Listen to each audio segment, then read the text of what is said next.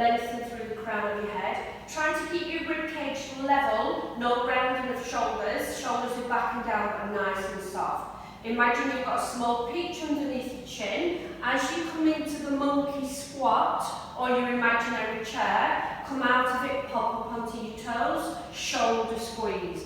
So remember, your breathing is with your movement. It's called contrology. True Joseph Pilates word. The thing to remember is that your head will give you bad posture. It will always give you good posture as well. So if your head's in the correct position as you're doing all of the exercises, not dropping the head down, then you're absolutely going to activate the core in its normal way. So as you come up onto your toes, push into the balls of your feet. Try to keep your toes facing forwards. You should get a glimpse of your toes in front of your knees as you're doing your squats, and your heels should stay down. So if anybody has any problems keeping their heels down on the squat, maybe put your heels on a rolled up mat just to make sure that your heels stay down, and then you're going to get the lengthening and the eccentric movement into the calves as well. So once you've done maybe, I would say about 20 of these, I'm going to move on because these videos are going to be quite short, but I want you to do a little bit more on each one. Maybe stop the video and do a little bit. So as you come into your squat, it's important not to do a chin poke. You don't want to be lengthening here, as I've told you many, many times. You want to be lengthening at the back of the head. So as you lengthen here, your head is in the correct place so that you're not shortening the neck extensors, especially if you have neck issues, shoulder issues. If you're doing a lot more cycling, it's important that you're keeping your shoulders nice and flat. So what you're going to do now is arms by your side, chin nodding again, always keep correcting yourself. Gentle lean from one side to the other. So you want your ear, your shoulder and your hip all in the same alignment. Try not to move the hips. If you pull your abdominals in and breathe with your movement, then you'll make sure that you're activating your core in a positive way. So any leaning forwards or looking down is not going to activate the front and back core evenly. And as you lean from side to side, it's a pinching action across each side of the body. So these are all exercises to prepare your body, but also we're checking, is there anything untoward going on? If you've been sitting down a lot more, as we all have, you might just find that you're a little bit tighter around this area, because when we sit down a lot, these muscles are overloaded and lengthening, and the muscles at the front are shortening and collapsing. So as much as you can, keep these functional movements. The next one is your twist movement. So remember, as you twist, float your thumbs upwards. I want you to move your hips, I want you to move your knees and your ankles. Remember, if you've got any osteoporosis, you minimise your movements. If you've got any disc issues, prolapse, herniated, or any fused joints in your back, you might find that your back will twinge and tell you that it doesn't want to go that far. But just doing these exercises, maybe not even on a day-to-day basis, but just 10 minutes of doing these warm-up exercises would be enough to keep you mobile, and anybody that suffers from back conditions. I mean, what you can do really is do a few of these every day. If you don't get time or you haven't got the mindset, then, you know, just doing these exercises would probably be enough to stop your back from seizing up. Okay, next one, come into a squat position just to make sure that the legs are nice and warm. Keep your core nice and connected, abdominals pulling in a little bit, but you'll find by doing the heel raises that you'll be starting to warm up a lot more now. So keep your breathing constant. Remember, breath, movement together. So that means that you're going to have to really concentrate on the breath and the movement. Now, as you go, you can start to lift both heels. The knees are bent, and as you go up and down with your heels, you may feel a bit of a judder. I don't know if you can see my legs juddering there, but I'm juddering away. Chin nods in and lengthening through the crown of the head. And I'm actually getting quite warm now, so very slowly bring that up to standing, and then everybody go, oh my God, I can feel that. Arms by your side. We're going to do a balance exercise, and if you start on your left leg, I tend to work the left side of the body first, because the left side is a lot weaker than the right, and most people are right-handed. Remember, only 11% of the population are right-handed, so that means that as right-handed people are very odd. So I'm just turning around, you'll be doing the other leg. What you're wanting to try and do, remember guys, is get that little bit of grateful pain going in the hip.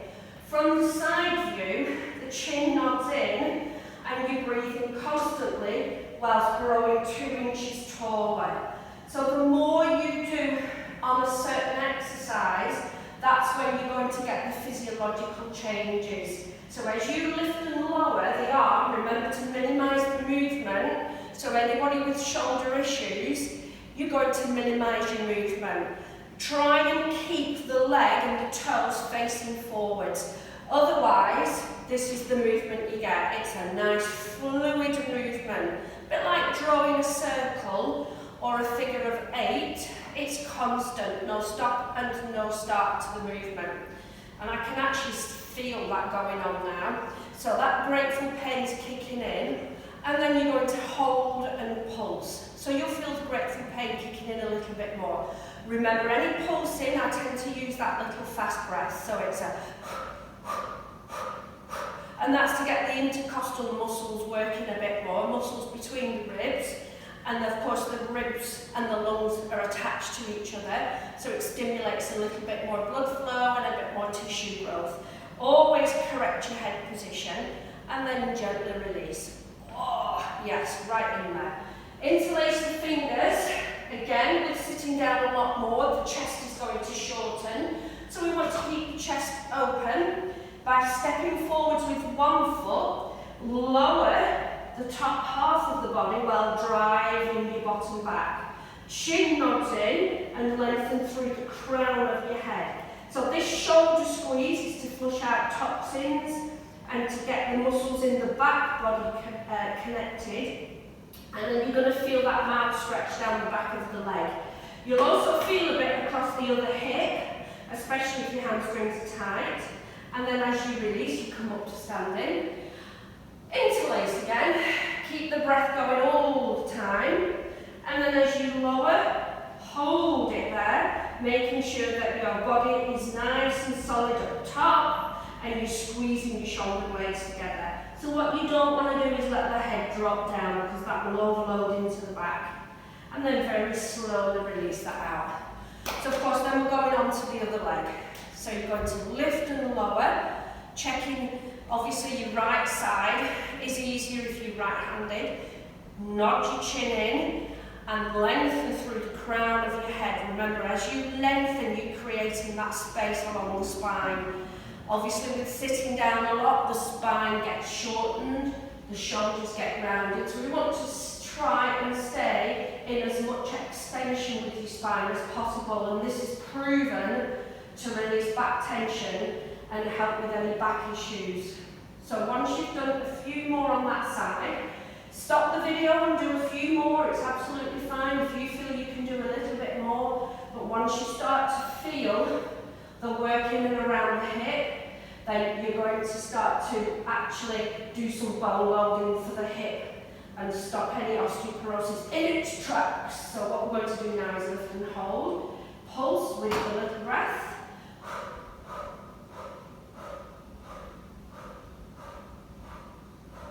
And then gently release that out. Okay, so that's your basic standing work. The other basic work we can do is tightrope position, arms by your side, and then you're going to squeeze your shoulder blades together.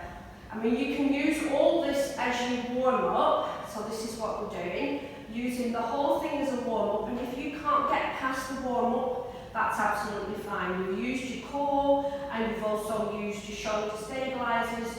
You've done some extension work for the spine, and you've also used every muscle pretty much in your body. So this exercise is good really for the whole body. So any balance work that you do is activating an awful lot of muscle. And girls, what you'll find is, if you're doing this near a mirror and you're using your pelvic floor, maybe your eyebrows are going up and down. Boys, well, we know what happens with boys when their pelvic floor activates. So boys, I want you to do this in the mirror with nothing on and tell me, does your little man go up and down while your pelvic floor is working? There we are, but please don't video it and post it. I don't want to see it. They're not nice, really, are the girls? They're not nice to look at. And then once you've done quite a few of those, you can feel the calves working. You can release that out. You can do another one of those stretches, and then you can go into the other side. So squeezing the shoulder blades together. Girls, this is a good one for the triceps.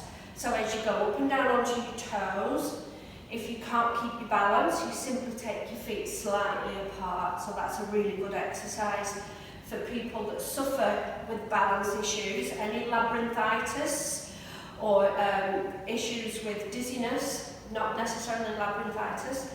And then as you go up and down onto your toes, see I'm losing my balance because I'm not concentrating too much on my posture. So you have to really concentrate. And remember, Pilates is really good.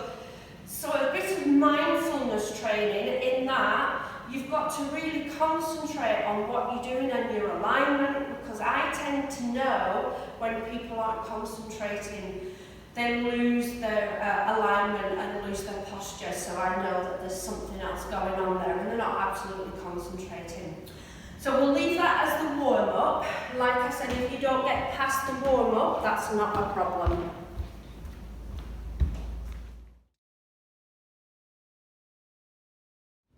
Okay, this session is your side lying work. So do the warm-up. If you just want to do some side lying, then these are the things that you're going to be doing. So we're going to be doing the mermaid. So on your side lying, remember if you get any pain at the top of your leg, put some extra mat in or something underneath, maybe a soft pillow, and then you're not going to actually bruise and cause yourself any problem there. So your position is in a straight line. If I just show you this way, what you don't want are the legs forwards, but you certainly don't want the legs going back or the head dropping forwards. So in your side lying position, hand in front if you need it, breathe out. I always start with lying on the right side because that's the side that is the most balanced, but the left side of the body tends to be weaker, and only 11% of the population are left-handed. So if you breathe out, as you lift and lower, glue the legs together, the inner thighs are working, glute muscles, legs are working, straight legs, which means you're activating all of the leg muscles in that stretched eccentric position. And also, you breathe out. So you want to draw your ribs down and in, breathe out as you lift and lengthen. And then what we're going to do is we're going to add the arms. So your mermaid then, you're going to come up using the lower arm, look down at the lower arm or look forwards. If you can help it, you're not looking down at your feet. I know a lot of people are tempted to do that, but remember, in a standing or a sideline position, you need your head in the correct alignment. The worst thing you can do, especially if you've got neck and shoulder issues, is be looking down at your feet. So you're going to breathe out as you come up, and your more advanced movement, if you want it, is to take the arm over the top of your head as you go. So breathing out, and then gently breathing in. So hopefully I'm giving you exercises that you can do very easily, dead basic exercises. Remember, this can be done if you just want to squeeze the legs together. That's a very, very basic one. And then lifting the legs, of course, is a little bit harder. And then the movement of your upper body is even harder still. You can mix and match all of these videos, guys, and you've probably got at least an hour's worth of exercise there, which will keep your maintenance and keep you strong and hopefully pain-free.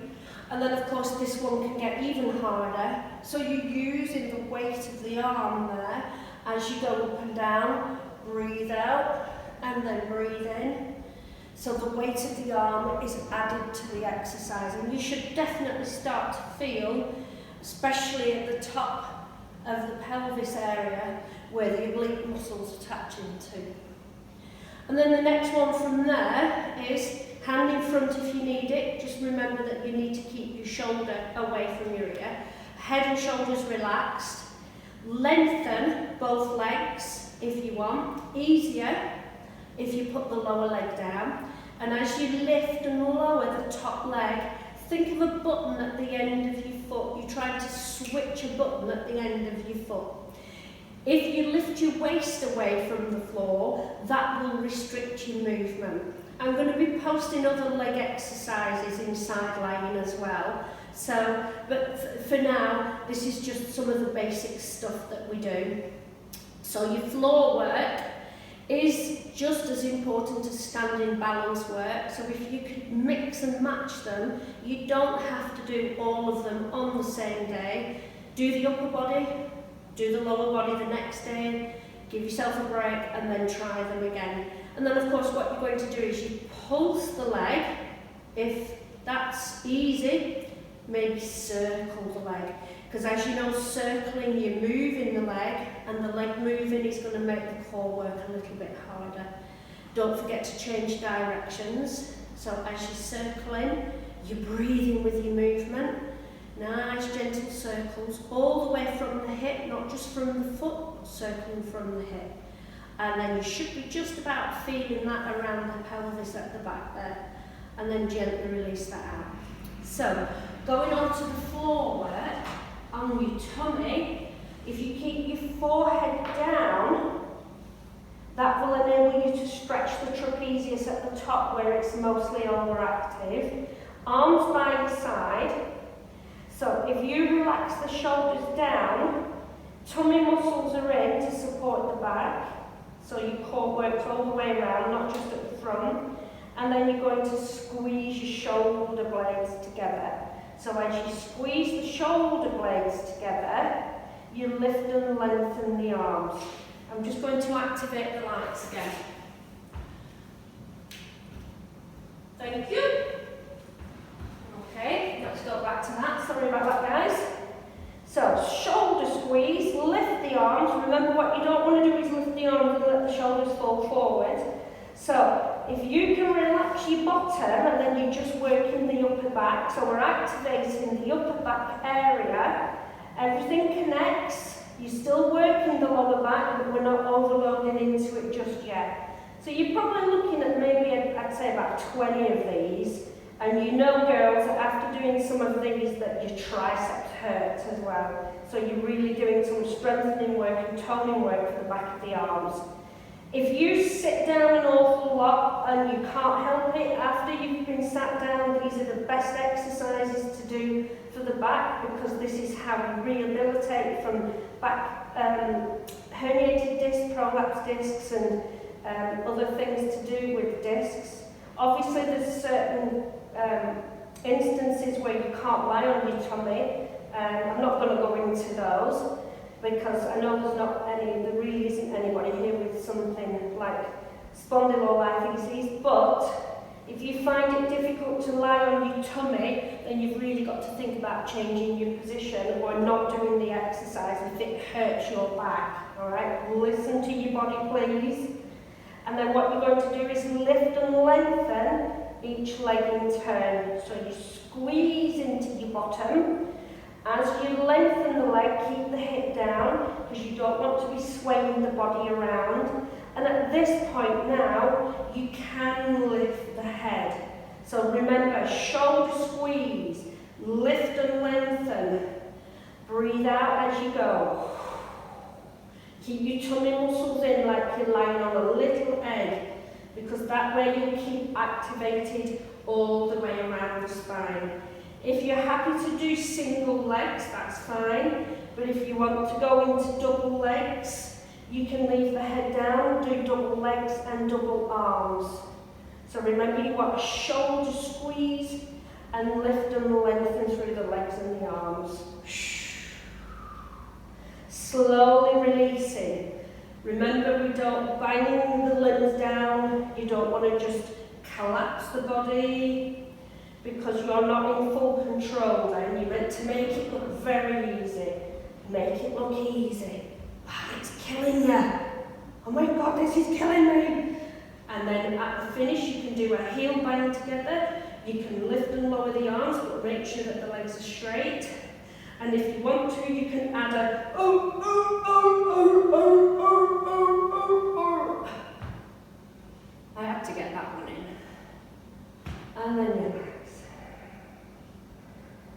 Oh.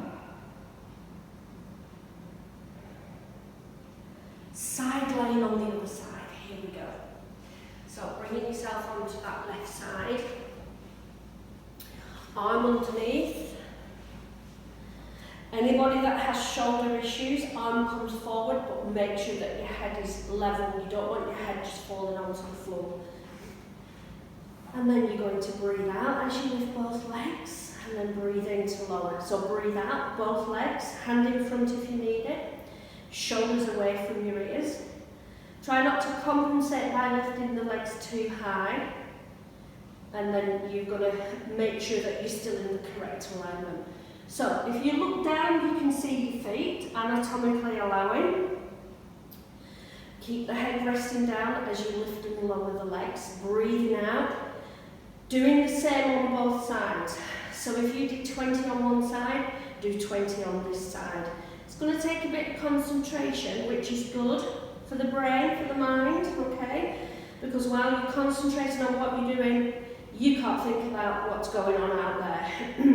But just looking after your body so that we can look after other people as well. And then what you're going to do is you're going to trail your hand down towards your feet. Remember, you don't want to be looking down at your feet, which is what I just did. So looking down at the lower arm. If you've got neck issues, you are better looking down at the lower arm, or if you can just manage to look forward. Remember, it's a side bend exercise, but because you're working against gravity, it's the gravitational sort of force that's making this exercise harder on the waist, because you're lifting your upper body. If it bothers your shoulder at all, then maybe don't push too much into the shoulder, or maybe bring your arm a bit further forward. That's fine, you can do that as well. Why are these lights doing this to me now? I'm just going to carry on. And then you can take the arm over the top of the head, reach down towards your feet. So that's a little bit harder on that one. So you're adding the weight of the arm to the exercise now. So do the same again. And then if you want to, even harder, if you did it on the other side, then you need to do it on this side as well. But remember, if you're right-handed, you don't need to work as much on the right side. I'd rather you did a few more on the left side of your body, and then when we come back, I'm not going to have lots of odd bodies to work with and correct. I'm joking, it won't be that bad. And then gently release that out. Okay, lengthen both legs. If you just want to lift the top leg up and down, that's fine. If you want to lift the lower leg, it's a little bit harder. Try to keep your waist away from the floor at the same time. So as you lift and lower the top leg, breathe out, lengthen through the leg. So imagine that button at the end of your foot. You'll activate more muscle across the hip, you'll activate the core a lot more. And then what you're going to do is lift and hold. Pulsing is easier for balance. Circles is a little bit harder. So as you can see, the body starts to move around and wobble a lot more. So you want to be maybe doing about 8 in each direction there. And then you go in the other way. Of course, less balance on the left side. And then as you rotate from the hip, you should be starting to feel the work into the hip and maybe around the tummy a little bit and the lower back. Remember, it's your core that's working on the lower back. And then gently release. Drop the leg in front by all means, have a little rest. And then we're going to roll onto the back and we're going to do some shoulder bridge work. So guys, remember in your shoulder bridge, you need your feet quite close to your bottom. as long as it doesn't bother your knees. You're going to engage your back down and nod the chin in at the same time. Feet and knees hip distance apart. As you tilt the pelvis, this is called pelvic tilt. So tilt the pelvis first of all. Try and keep the shoulders and arms relaxed. So breathe out as you do that. Once you've done probably maybe, I don't know what, 6 is what I usually say, 6 or 8 of those, depending on how tight your lower back is, then you can start to go a little bit higher. So you engage the back down, peel the spine, remembering to keep the ribs down. Now, the first thing that happens on the way down is the last piece that lifted is the first piece to go down. So this is called segmental control. So you engage the back as you breathe out, lengthen through the spine. If you feel that your ribs, you're not so sure if the ribs are popping up, one way to check it is to lift your head and shoulders. You'll see that the ribs will drop, and then start to put your head down and keep the tension. And then breathe in on the way down. Be careful not to just go up and down, guys. So what you want to do is get this lumbar movement first of all, and then you're working the core. You may even feel a stretch down the quad muscles as your glutes and your hamstrings are working. So slowly roll it back down, slowly rolling up. So this is pretty much level 1. If you did 20 of these and didn't pulse or didn't use any other movement, I would say that that's pretty much a lot of work for the legs. You're working the calves, the hamstrings, you're strengthening the glutes, you're strengthening the back and the core, and you breathe in. Remember, all this breathing, controlling your breath with your movement, is all going to relax your body as well. So the worst thing you can do when you're a little bit stressed is hold your breath. So the breath will just bring all your systems back down. So your adrenaline system and all the cortisol that's released in your body from the stress is all being utilised by you doing the exercises. And that's why Pilates is good for stress alleviation, as well as other exercises as well.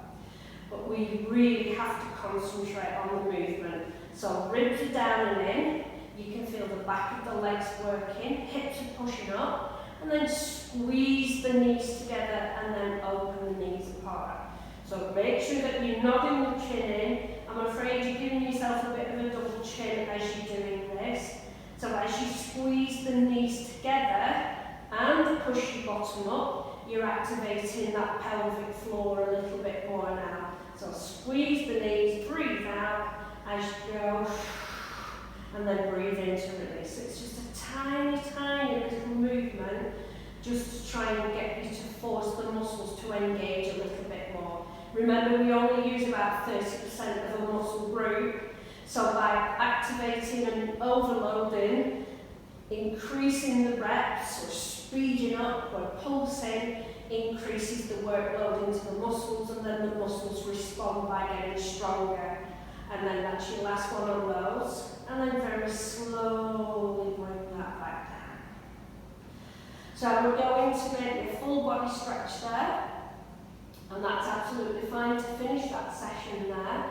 So that's your side lying work. I'll be posting a few more videos on side lying work. And if you bring your arms back in. So this is where you probably, I haven't got my band, I have got my band.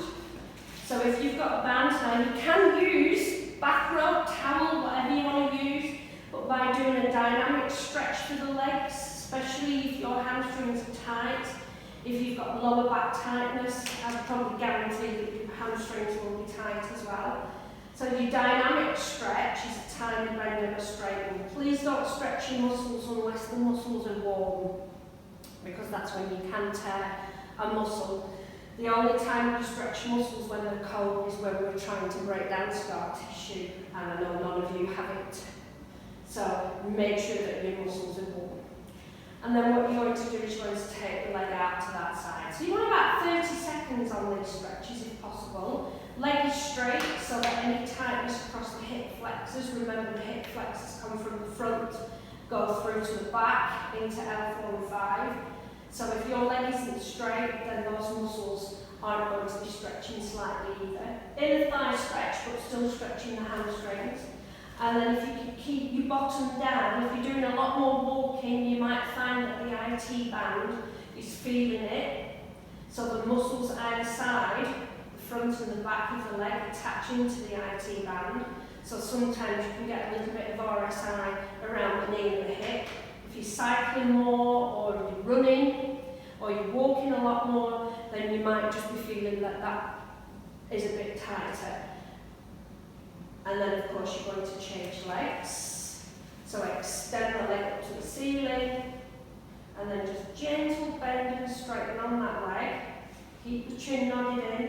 When you're doing these stretches, if your head is going back, remember it's the muscles here that are having an effect on your lower back, upper back, and then into the neck. So what you really should do is put something under the base of your skull so that your head stays in the correct alignment, so you've got ear-shoulder alignment, especially on the lying on the back position, because this is just going to shorten the neck muscles even more. And then once you've done the same on that leg, you can then take the leg out to the side. Try to flex the foot if you can. Take the stretch into the inner thighs, but you're still feeling the stretch into the hamstrings at the same time.